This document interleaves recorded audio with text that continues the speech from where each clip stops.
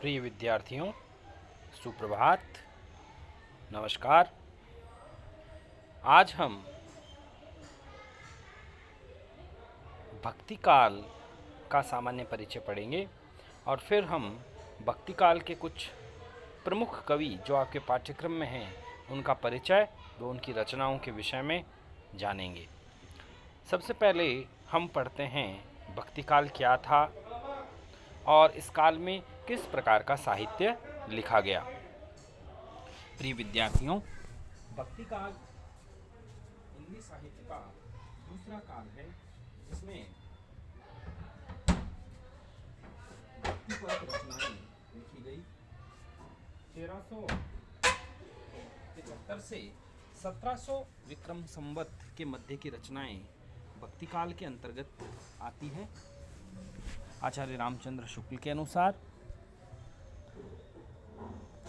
जबकि इसका आदर्श समय 1350 ईस्वी से 1650 ईस्वी माना जाता है।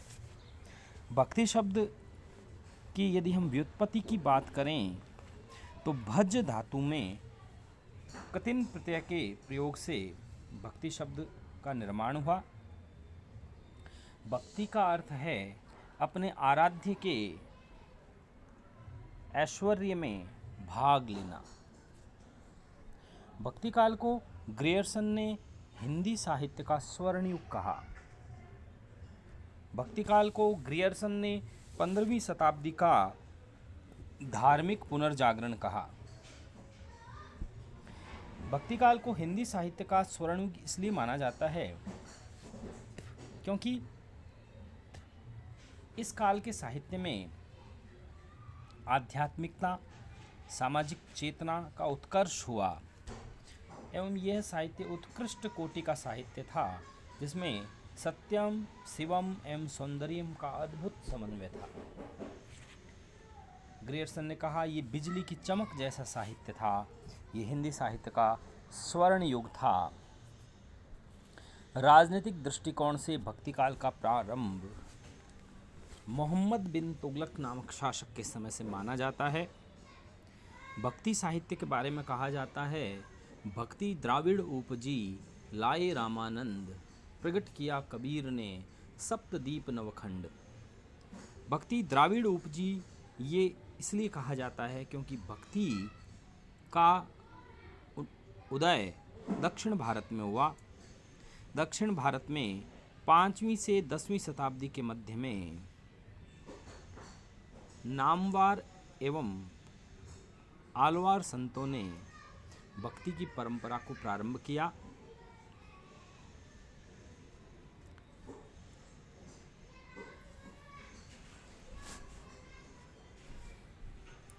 भक्ति साहित्य जो है उसका प्रारंभिक भाष्य रूप जो था वो तमिल था। तमिल भाषा में प्रारंभ में भक्ति साहित्य का भारत में सृजन हुआ। तमिल भाषा में आलवारों की रचना दिव्य प्रबंधम जो है भक्ति साहित्य की रचना मानी जाती है। बाद में साहित्य की भाषा ब्रज व अवधी हो गई। भक्ति काल नामकरण रामचंद्र शुक्ल ने दिया।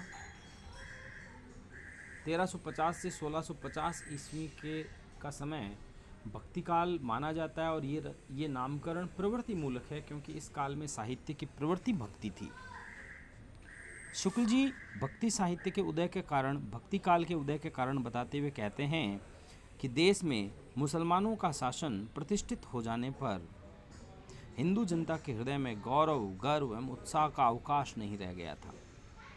अपने पौरुष से हताश एवं परास्त हिंदू जाति के लिए भगवान की शक्ति एवं करुणा के अतिरिक्त कोई मार्ग शेष नहीं था। भक्ति साहित्य पराजित एवं हतदर्प हिंदू जाति की निराशा का परिणाम है। यानी शुक्ल जी भक्ति काल का वो भक्ति साहित्य के उदय का प्रमुख कारण मुस्लिम शासन को मानते थे। वो कहते थे कि मुसलमानों के अत्याचार से त्रस्त हिंदू जाति के पास ईश्वर की भक्ति के अतिरिक्त कोई रास्ता शेष नहीं बचा था। हजारी प्रसाद जी द्विवेदी जी कहते हैं कि भक्ति साहित्य भारतीय परंपरा का स्वतः स्फूर्त विकास है। ये तो सनातन काल से चली आ रही परंपरा है। ये किसी जाति के अत्याचार का परिणाम नहीं है, हिंदुओं की स्वाभाविक आस्था का परिणाम है। वो कहते हैं यदि इस्लाम नहीं आया होता तो भी साहित्य का बाहर आना वही होता जैसा आज है। यदि इस्लाम के कारण ही भक्ति की धारा को आना था तो उससे पहले सिंध में आना था, फिर उत्तर भारत में आना था, लेकिन भक्ति का उदय हुआ सुदूर दक्षिण में, क्योंकि मुसलमानी शासक जब आए थे तो सिंध से होते हुए भारत में उत्तर भारत से उन्होंने प्रवेश किया था।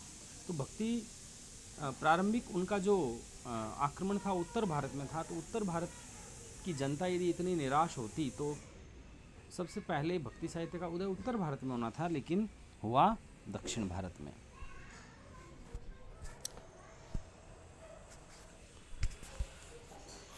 अब शुक्ल जी की बातों में देखिए विरोधाभास कैसे है।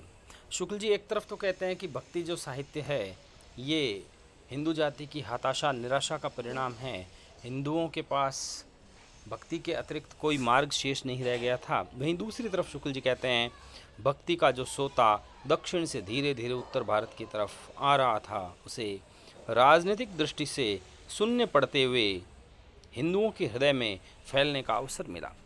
दूसरी तरफ वो भक्ति का उदय दक्षिण से बता रहे हैं।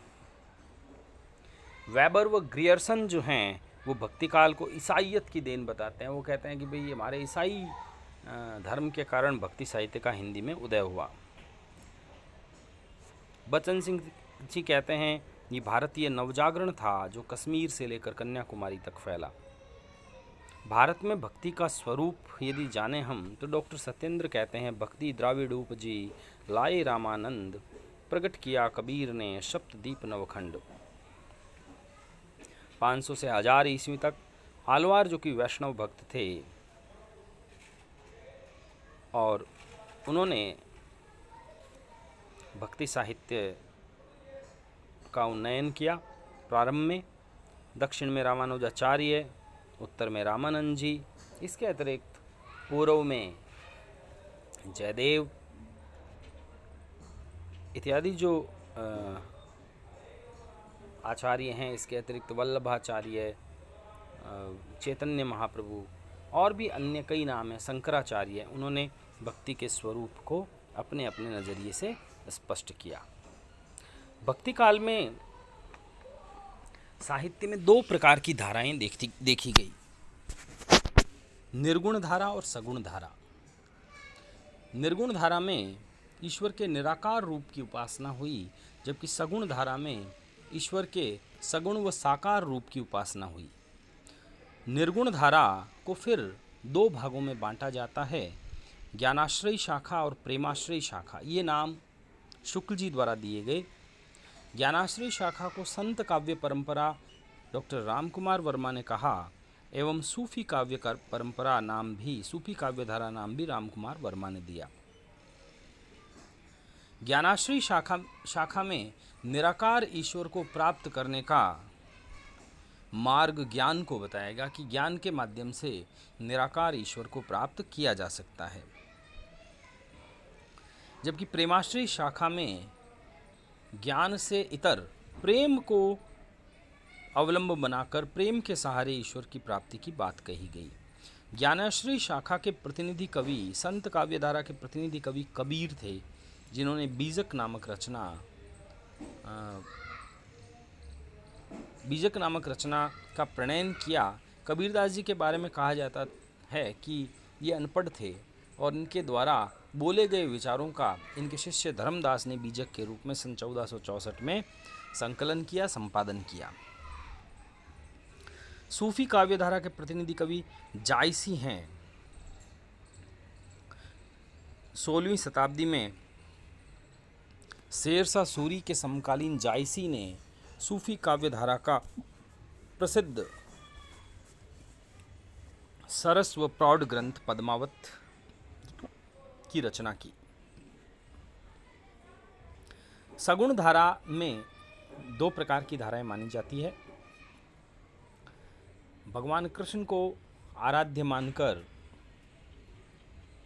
उनकी उपासना करने वाले कृष्ण काव्य धारा में शामिल किए जाते हैं, जबकि राम को, मर्यादा पुरुषोत्तम राम के रूप का यशोगान करने वाले राम भक्ति धारा में माने जाते हैं।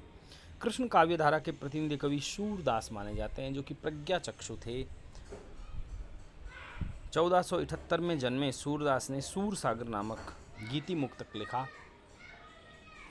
और राम भक्ति काव्य धारा के प्रतिनिधि कवि तुलसी माने जाते हैं, जिनका विशिष्टाद्वैतवादी दर्शन था और जिन्होंने मर्यादा भक्ति या वैद्य भक्ति या दास्य भक्ति